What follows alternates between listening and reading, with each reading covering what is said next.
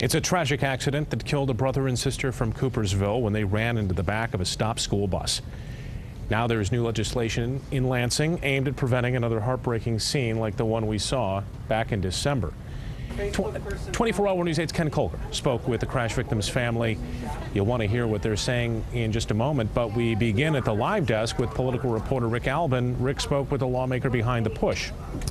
Bruce and Tony Privacky were not just two students killed in a horrific accident to State Representative Holly Hughes. They were children from a family that she'd known for a very long time. So that made her quest for a way to keep this from happening again even more personal. Well, of course, it's inspired by Antonio and Bruce Privacky and their tragedy. Two very important people to me, close family, friends. I bought her lamb at the county fair, and I see her picture every time I go in the office, their picture, and come out of it. What this bill will do, it's House Bill 5507, will actually address a different lighting system on the back of the bus.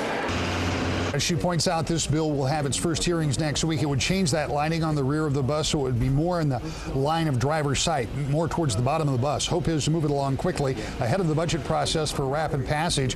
The bill would only affect new buses since federal law prevents modification of older models. There is another possible change that might happen to buses too, and that's some type of a mechanism, a bar or some other type of mechanical mechanism that would go underneath that bumper to keep cars from sliding underneath the bus. But that's not included in this bill, though Hughes says they are still studying that possibility. At the live desk, I'm Rick Albin. Back to you.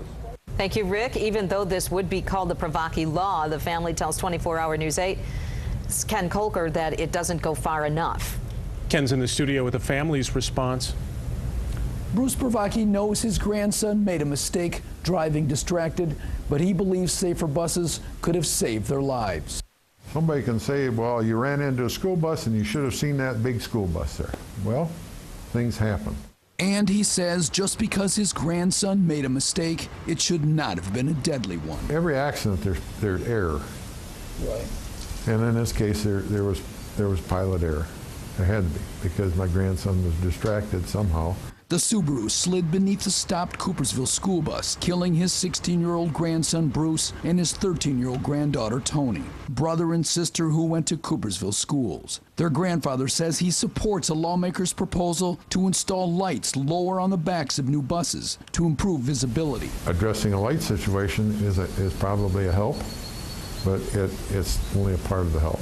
And it's a start. What he really wants are school buses with rear-end T-bars to keep cars from sliding underneath, like those required on semis. When you slide underneath the back end of a bus, it's just plain too late. It's too late. He believes schools are making excuses, including the cost. Well, it's not cost effective because we don't have that many accidents like that. Well, one accident like that is too much. He says that he is working closely with Holly Hughes, the state representative who has proposed the new rear-end lights. Well, I think anybody that lost two grandchildren and can see a scenario where they might have not lost two grandchildren can't be anything but passionate about it. Now, he says he will do whatever he can to improve bus safety, including testifying before state lawmakers.